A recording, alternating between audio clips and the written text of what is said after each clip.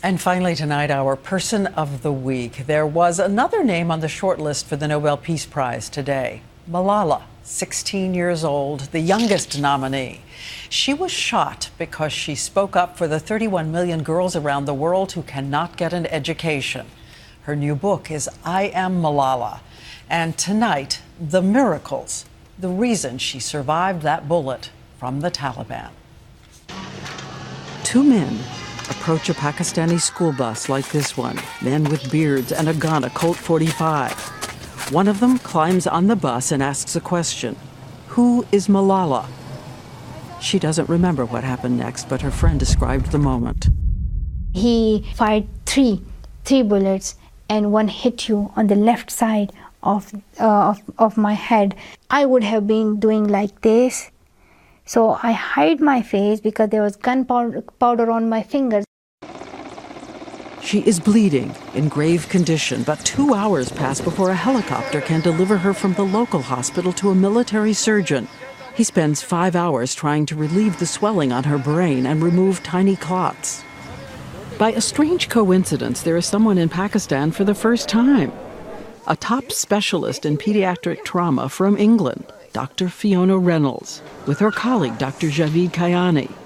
They've been sitting in long governmental meetings on medical programs when suddenly Dr. Reynolds is told to race out and try to save the life of a famous and dying child.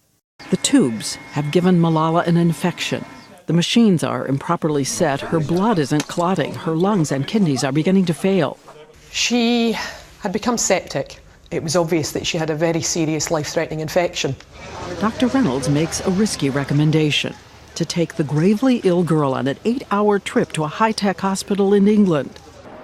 From another Muslim country comes a life-giving offer. The Emir of the United Arab Emirates sends one of his royal planes outfitted as a hospital, a state-of-the-art intensive care unit. And for the entire 8-hour flight to England, Dr. Reynolds and Dr. Kayani keep Malala alive, breath by breath, organ by organ. And they also have noticed something else that defies possibility. The bullet took a path that simply cannot be believed. The chances of being shot at point-blank range in the head and that happening, I don't know. But it is amazing, truly amazing. I don't know why she survived. Maybe his hand was shaky. He hit her there. So it goes under the skin, near the skull? A bullet traveling 1,000 feet per second slips under Malala's skin. But as it heads toward her brain, that bone turns out to be so strong and curved, it forces the bullet to ricochet away, and instead smashes her eardrum, severs the nerve in her face, and hits her shoulder. The fact that she didn't die on the spot or very soon afterwards, and to my mind, is nothing short of miraculous. Miracle? If you believe in miracles, yes, absolutely. Maybe it's the backbone and here's the brain, and God saved me. But still, doctors have no idea if she'll ever walk, or see, or be able to speak again.